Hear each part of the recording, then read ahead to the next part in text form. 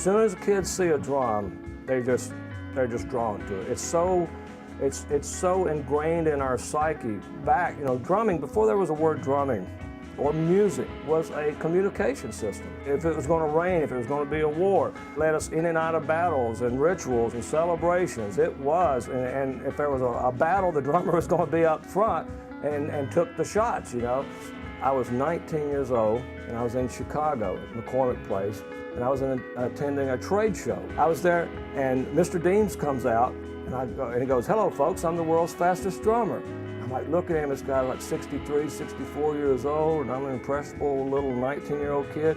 He had long hair and an earring, a motorcycle jacket, leather pants, cowboy boots. I'm like, God, that's the coolest guy in the world. And just like yesterday, I heard, "Oh yeah, what machine did you use?" And I turned around over to my left and looked, and there was the legendary Buddy Rich, the greatest drummer that ever lived. And Buddy was standing there with a cigarette and his toupee and his turtleneck, just like he came off of the catalogs in the 70s. I'm like, we got the world's fastest drummer, the world's greatest drummer. They're arguing with each other, and it was just like conduit. I mean, electricity going through conduit, it just went through my body. What machine? If we had a machine, what a great show. All I need is a little black box that can count this stuff. I got Buddy, I got Barrett, and I don't remember what happened after that. I don't remember a thing that Barrett said. I just got lost in this whole imagining this show. So it took me 24 years, and I had 3 or 4 different engineers work on it. 2 Vanderbilt physicists said it was impossible. They even had to check their formula on how to arrive at the speed of sticks, because a drumstick stays in a stop position more than it moves. That sounds weird because there's a blur there, right? But when it hits the head, it stops, it reverses, goes back up and stops and reverses. So you're actually controlling the stop point. Who was finally able to create what is known today as the drummometer?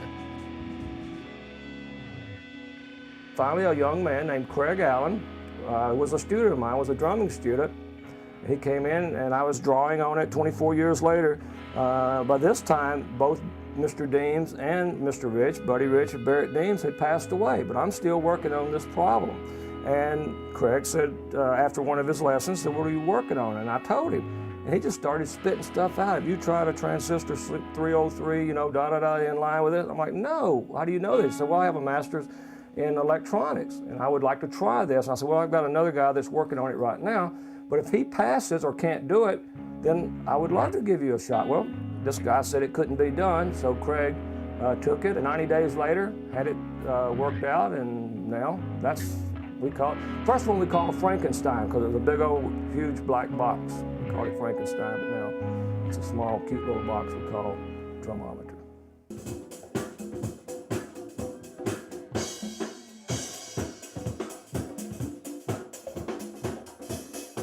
When I first met Boo McAfee, it was at the Nashville Percussion Institute, and he had an office on Lafayette, however way you want to say it. And I walked in to try to get some students, and he had a very amazing approach, because he was very open to checking out a video I had, and just let me know how much he enjoyed it. And he was one of the few people in town that didn't just go, "Yeah, whatever, let's get out of here." And that's also where I was introduced, kind of on accident, because it was sitting out, the first prototype, I believe, of the drummometer. And Johnny comes in one day, he's opening a show there for Simon Phillips, one of our big festivals, and he's like, "What is that?" And I wasn't there, one of the teachers says, "That's a product that Boo's working on." And he said, "Oh yeah, how does it work?" So they showed him, exactly what I just said, single stroke roll for 60 seconds or whatever. And he had told me in the past what it did, so I just kind of assumed it was so easy to operate that I just started doing it to see what would happen. Johnny just throws down, and he runs like 860, 861. And then he came in, and a couple of other friends, and he said, "Did you really run above 800? We'll see it again." So I go down, and Johnny's doing it, and he just keeps going up, just keeps getting faster and faster and faster. So then he would come over in the afternoon. We wanted to work to see how fast he could go. And we were thinking, well, could you get to 1,000? Is 1,000 possible? Because we thought to reach 1,000 was impossible in the early days, that maybe physically you just couldn't get to that point.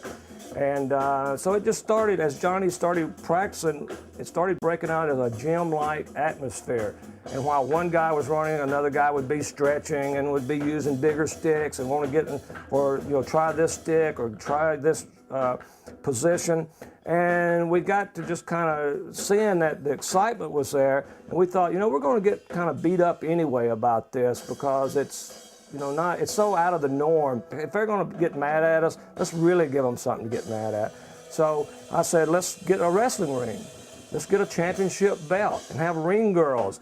And one of the girls that was my partner, bless her heart, I love her, but she went ballistic. She's like, I've spent 8 years of my life getting a master's degree and da-da-da-da-da, and you're going to lower this whole art form to having girls in a wrestling ring. And I said, okay, now I know we got it. If my own partner's mad at me, we got to do this. And finally tonight from the Story Box, they call it the Battle of the Hands, a contest in Nashville to see who's the fastest drummer in the land. And be alert, it could make your arms hurt just watching these drumsticks fly.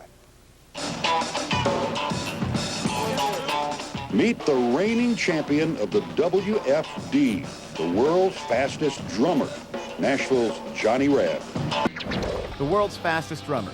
It's not rock stars Tommy Lee, Alex Van Halen, or Lars Ulrich of Metallica.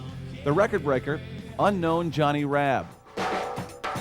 In April of 2000, 28-year-old Johnny Rabb became the world's fastest drummer when he played an unbelievable 1,026 beats in just 60 seconds. But don't expect to see Johnny playing this fast in concert. I do drum for groups that go out on the road, and if I did that, I'd be fired. So the point is, it's multifaceted. This is something you want to learn to have the speed if you need it in the drum solo or the endurance. When the Guinness Book of World Records honored him in Orlando, Florida, Johnny decided to use the opportunity to break his own record. His first 4 attempts fell short. Slow, isn't it? Yeah. But on his last try, Johnny pounded an astonishing 1,071 beats per minute, smashing his previous record by a full 45 beats. I'd like to present you with this award that recognizes you by Guinness World Records as the fastest drummer in the world. Thank you very much. Yeah, and I honestly, Guinness recognized it. It was awesome because it was this machine that is now has to be the drumometer that is what calculates the score. So once that word got out and people went, wait a second, why is that little dude on VH1? I want to try this. Then it started happening. Everyone wanted to get involved, which is exactly what I wanted, and so did Boo. And we just continued doing clinics and different things to show it. And now, over the years, there's been big events for it out in LA, and the World Finals out in LA at the NAMM show for a while. And we are continuing to just get this whole movement going. It's gone everywhere. I did a thing in Australia for it last year, and it's awesome. And the people are coming out of the woodwork that have amazing hands and feet. And also it has moved to the feet category. It's sky's the limit with it. My personal relationship with all the guys, it's like family. WFD is a family. That's what we actually call it, the WFD family. So as we bring guys in, like Johnny Rabb, and Johnny and I happened to be friends before WFD, so that was a no-brainer. It's very easy. But as we bring guys in, like Matt Smith and the younger guys, we really look at them and make sure that not only are they fast, but they have good character, or that they have the qualities that we would look at in a champion of our sport. So it's not only a business relationship, we take it as a family.